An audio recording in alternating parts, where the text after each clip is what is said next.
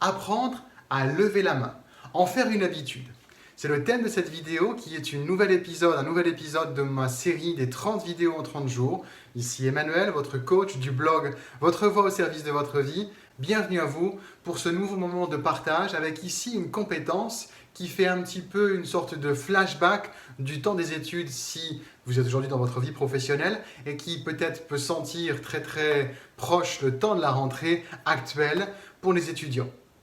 Levez la main pour prendre la parole.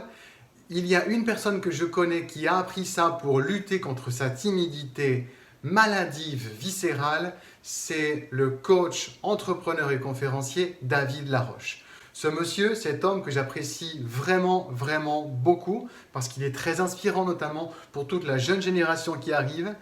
Il était totalement timide. Il en tremblait à l'idée qu'on lui demande de parler devant un groupe aussi petit qu'une classe. Je dis aussi petit parce que depuis, il parle à des centaines, voire à des milliers de personnes à la fois. Tout a commencé dans son chemin de vie en osant lever la main. Il était moqué des autres parce que les autres étaient habitués à la version de lui timide, faisant pas de vagues, en mode discret, en mode pouf. Et en fait, ça demande une énorme énergie de changer la donne. J'en parlais récemment, savoir s'immuniser, qui est-ce que vous écoutez, qui est-ce que vous choisissez dans votre entourage. Votre entourage nouveau va pouvoir se trouver aussi en levant la main, en vous signalant, en vous portant volontaire pour un nouveau projet, en affirmant votre opinion, votre voix dans une réunion de travail, en situation aussi d'entretien, que ce soit l'entretien d'embauche ou entretien parce que vous êtes freelance et vous avez besoin de présenter vos services. Apprenez aussi à poser des questions. Lever la main, ce n'est pas juste pour apporter une affirmation, ça peut être aussi demander un éclaircissement, partager un questionnement. Bref, faites-vous entendre. Ne restez pas discret, cessez de vous banaliser. C'était l'un des sujets de mes questions-réponses du mois d'août. Aujourd'hui, je suis au cœur de ce cycle et c'est évident de parler de lever la main. Parce que vous pouvez faire partie d'une petite équipe, à ce moment-là, ça ne sera pas lever la main en mode scolaire, vous comprenez bien, mais proposez d'intervenir.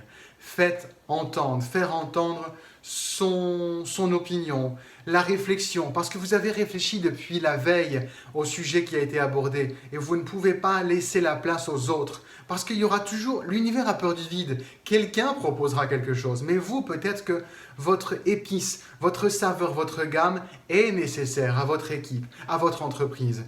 Donc, cessez de vous taire.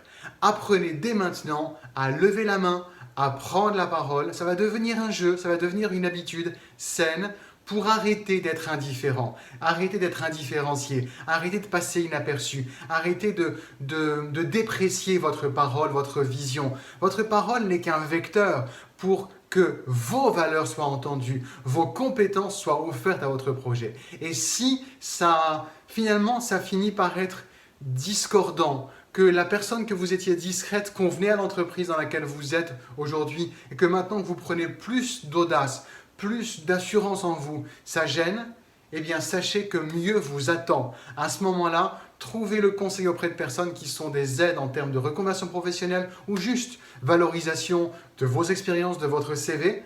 Parce que, en fait, si aujourd'hui la personne compétente que vous êtes ne matche plus dans l'entreprise dans laquelle vous êtes, vous trouverez mieux ailleurs, soyez-en certains. Trouvez en vous l'énergie de lever la main en vous, ça veut dire de vous redresser. C'était le message que je voulais vous porter aujourd'hui. Et je finis à l'attention des étudiantes et des étudiants qui écoutent cette vidéo. Lever la main, ça veut dire proposer d'intervenir sur un sujet, proposer de faire partie d'une association étudiante dans l'école dans laquelle vous êtes, dans la fac dans laquelle vous êtes, pour que vous appreniez à être porteur d'un projet. Ça vous sera tellement, tellement riche dans votre vie professionnelle qui vous attend d'ici quelques mois, quelques années. Je vous dis à demain pour le prochain épisode de cette série des 30 vidéos en 30 jours de la chaîne Emmanuel Jubelin et du blog Votre voix au service de votre vie. À très vite, portez-vous bien. Si ce n'est pas encore fait, abonnez-vous à cette chaîne. Abonnez-vous pour être notifié en cliquant sur la cloche. Et je vous dis à demain.